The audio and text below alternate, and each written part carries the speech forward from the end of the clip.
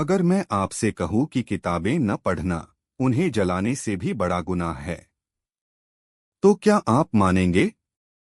आज की इस कहानी में हम जानेंगे कि क्यों किताबें इंसान की जिंदगी बदल देती हैं और क्यों बड़े बड़े विचारक, नेताओं और लेखकों ने हमेशा किताबों को ही अपना सबसे करीबी दोस्त माना। किताबों से बढ़कर कोई वफादार और जिंदगी दोस्त नहीं होता। उम्र ढल सकती है, राज कारोबार छिन सकता है, धन दौलत चोरी हो सकती है, लेकिन किताबों से अर्जित ज्ञान इंसान का साथ कभी नहीं छोड़ता। पंडित नेहरू किताबों को देश के अर्थशास्त्र से जोड़कर देखते थे। उनका मानना था कि अगर सरकार किताबें छपाने और पुस्तकालय बनाने पर अधिक खर्च करे तब भी फायदे में रहेगी, क्योंकि अगर लोग अशिक्षित रह गए तो सरकार को उन पर कहीं अधिक खर्च करना पड़ेगा। एक बार मृदुला मूर्ति को मुंबई के नामी ईरान ने भोजन पर आमंत्रित किया। उनकी नई नई शादी हुई थी। वह सामान्य परिवार से थीं। उन्हें चांदी के बर्तनों में खाना परोसा गया। घर लौटने पर पति से बोलीं, कितने निर्धन थे ये लोग, उनके ड्राइंग रूम में एक भी किताब नहीं थी। असल में किताबें सजाकर रखने का कोई औचित्य नहीं। रूसी कवि जोसेफ ब्रॉडस्की तो इस हद तक कहते हैं कि किताबें न पढ़ना उन्हें जलाने से भी बड़ा गुनाह है।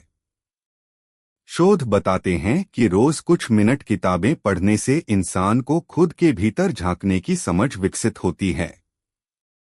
इस आत्मज्ञान से उसमें मेलजोल का भाव उभरता है और एक इंसान दूसरे से जुड़ता है।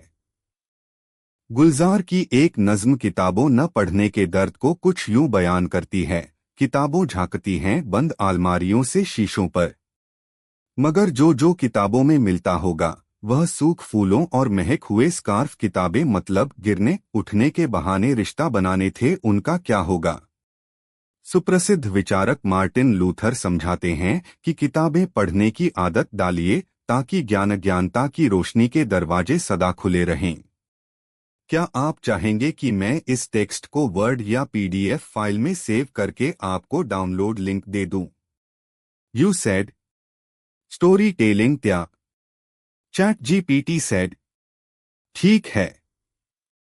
ऊपर वाले टेक्स्ट को मैं आपके लिए स्टोरी टेलिंग टाइप कहानी सुनाने की शैली में बदल देता हूं ताकि आप इसे वीडियो स्क्रिप्ट या लेख के रूप में इस्तेमाल कर सकें। Story telling type. क्या आपने कभी सोचा है कि इंसान का सबसे सच्चा और वफादार दोस्त कौन होता है?